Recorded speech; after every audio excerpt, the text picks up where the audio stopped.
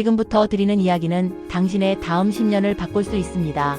저는 67세 내과 전문 의로서 40년 동안 노년의 심장과 뇌혈관을 진료해 왔습니다. 오늘 영상에서는 제가 진료실에서 가장 자주 보는 실수 2가지를 바로잡고 식탁과 생활 습관만으로 뇌졸중과 심장병 위험을 낮추는 방법을 끝까지 안내하겠습니다. 그리고 마지막 몇 분에 당장 달력에 옮겨 적을 수 있는 2주 실행표를 드릴 테니 꼭 끝까지 함께 해 주십시오. 뇌졸중은 어제 멀쩡했는데 오늘 아침 갑자기 말이 어눌해지고 한쪽 팔이 떨어지는 병입니다. 신호를 보자마자 움직인 사람이 후유증을 줄입니다. 얼굴이 한쪽으로 처지거나 팔에 힘이 빠지고 말이 꼬이면 기다리지 말고 즉시 119로 향해야 합니다. 증상이 금세 사라져도 안전하지 않습니다. 일과성 허혈 발작일 수 있고 48시간 안에 큰 뇌졸중으로 번질 위험이 높기 때문입니다. 그래서 저는 환자와 가족에게 얼굴 8말시간 이 네 단어를 외우게 합니다. 증상이 하나라도 보이면 바로 구조 요청입니다. 오늘 영상의 첫 목표는 이 기본을 몸에 새기는 것입니다. 왜 지금 이 계절의 위험 신호가 더 잦을까요? 낮과 밤의 기온 차가 커지고 실내외 온도 변화가 잦으면 혈관이 수축과 이완을 반복하며 스트레스를 받습니다. 낮에 땀을 많이 흘리고 물을 충분히 보충하지 않으면 혈액 점도가 올라가 피떡이 생기기 쉬운 환경이 됩니다. 최근 연구들은 고온 노출이 뇌경색, 입원 위험을 끌어올리고 효과가 수시간 지속될 수 있다고 보고합니다. 그러니 낮에는 충분히 수분을 보충하고 밤에는 과음과 늦은 야식으로 혈압을 흔들지 않는 것이 중요합니다. 특히 고혈압, 당뇨, 고지혈증이 겹치면 위험은 더하기가 아니라 곱하기로 커집니다. 이제 식탁 이야기로 들어가겠습니다. 먼저 채소를 두려워할 필요는 없습니다. 다만 나이와 약물에 따라 안전하게 먹는 법이 있습니다. 와파린처럼 피를 엷게 하는 약을 드신다면 비타민 K가 많은 채소를 아예 끊는 대신 매주 비슷한 양을 꾸준히 드셔야 합니다. 오늘은 3접시, 내일은 전혀 먹지 않는 식단이야말로 위험합니다. 섭취량이 출렁이면 INR이 흔들려 혈전과 출혈 위험이 동시에 올라갑니다. 담당의와 상의하여 본인의 평균 섭취 범위를 정하고 갑작스러운 식단 변화가 있을 땐 반드시 알리십시오. 이것이 가장 안전한 원칙입니다. 고혈압과 뇌졸중 위험을 낮추는데 가장 강력한 식탁 전략은 소금 줄이기입니다. 하루 나트륨 2000mg 이하, 그러니까 소금 5g 미만이 권고치입니다. 국물은 남기고 김치와 장류는 저염 제품으로 바꾸고 가공식품 라벨에서 나트륨을 먼저 보십시오. 미각은 2주면 적응합니다. 오늘의 싱거움이 한 달 뒤 혈압으로 보상됩니다. 이 한 가지 변화만으로도 뇌졸중과 심혈관 질환 위험을 줄일 수 있다는 근거는 매우 견고합니다. 첫 번째 영상에서 논란이 된 주제들을 안전한 방법으로 정리하겠습니다. 시금치와 같은 옥살산 많은 채소는 끓는 물에 데쳐 물을 버려 옥살산을 줄이고 칼슘 보충제와 같은 시간대에 대량으로 겹치지 않도록 하십시오. 다만 옥살산 결정이 바로 혈관을 석회화한다는 식의 공포는 과장입니다. 포인트는 조리와 타이밍입니다.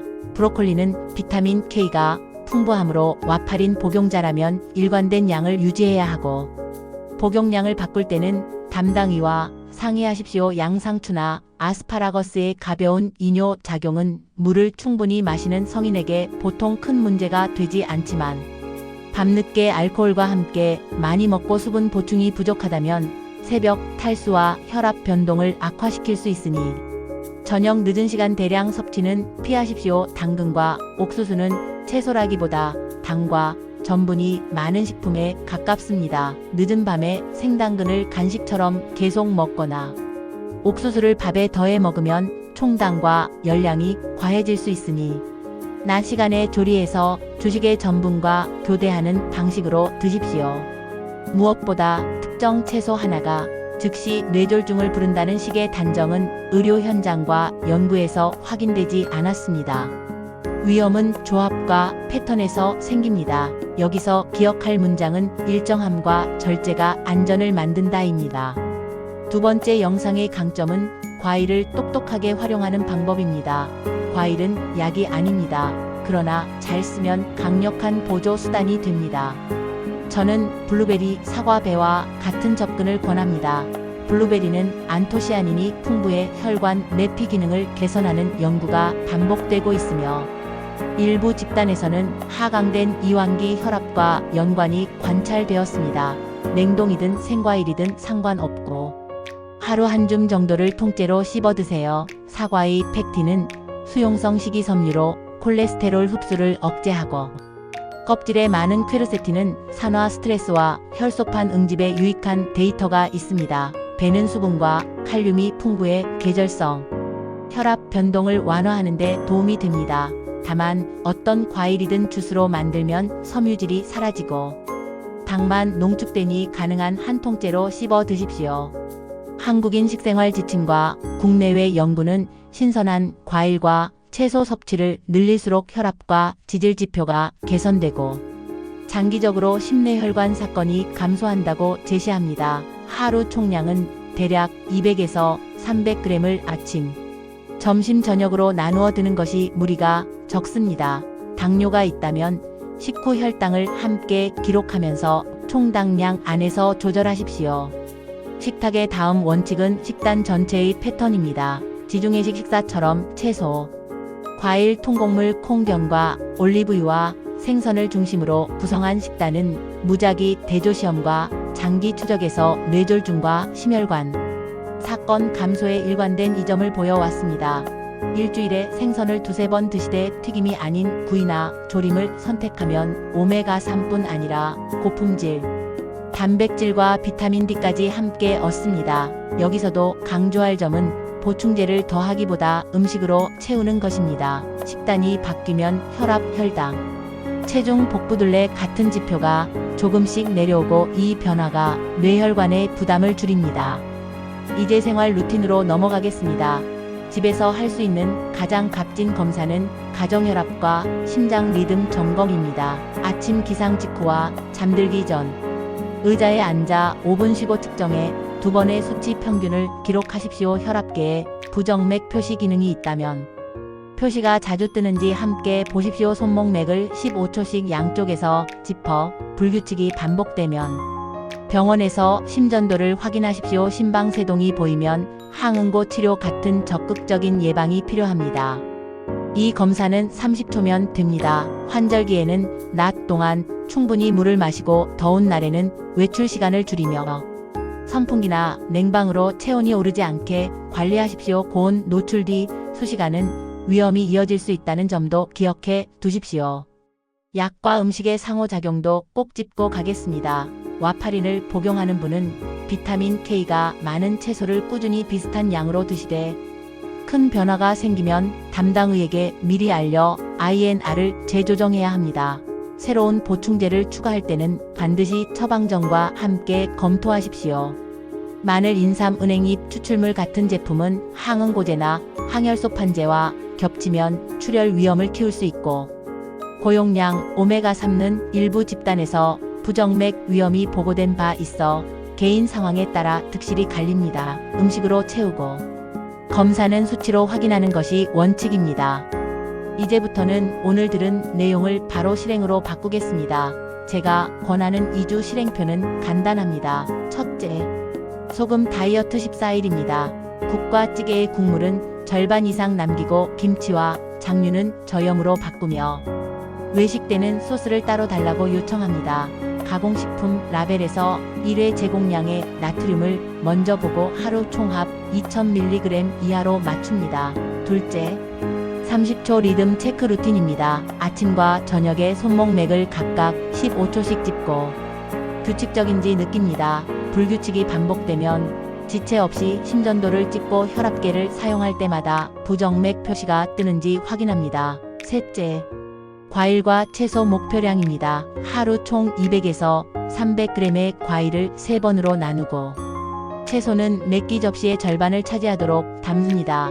블루베리 한 줌, 사과 반 개, 배 몇 조각 같은 구체적 단위로 준비하면 실천이 쉬워집니다. 넷째, 밤 습관 점검입니다. 늦은 시간에 과음과 야식은 혈압을 요동치게 하므로 주 1회 이하 소량으로 제한하고 가능하면 낮 시간의 사회적 식사로 바꾸십시오. 5째 기록입니다. 달력에 혈압, 맥박, 수면 시간, 걷기 시간을 간단히 체크하십시오. 기록은 스스로의 몸을 가장 잘 아는 지도를 만들어줍니다.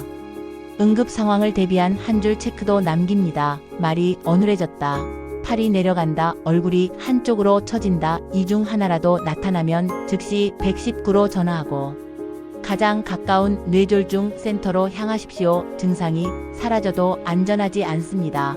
오늘 영상의 어느 부분이 기억에서 흐려져도 이 문장만큼은 잊지 마십시오. 기다림은 독이라는 사실입니다. 정리하겠습니다. 채소는 적이 아닙니다. 다만 나이와 약물에 맞춰 조리와 타이밍과 일정함을 지키는 지혜가 필요합니다. 과일은 주스 대신 통째로 씹어 먹고 하루 총량을 나누어 드십시오. 식탁의 핵심은 소금 줄이기와 식단 전체의 패턴이며 생활의 핵심은 30초 리듬 체크와 가정혈압 기록입니다. 더운 날씨에는 수분과 체온 관리를 철저히 하십시오.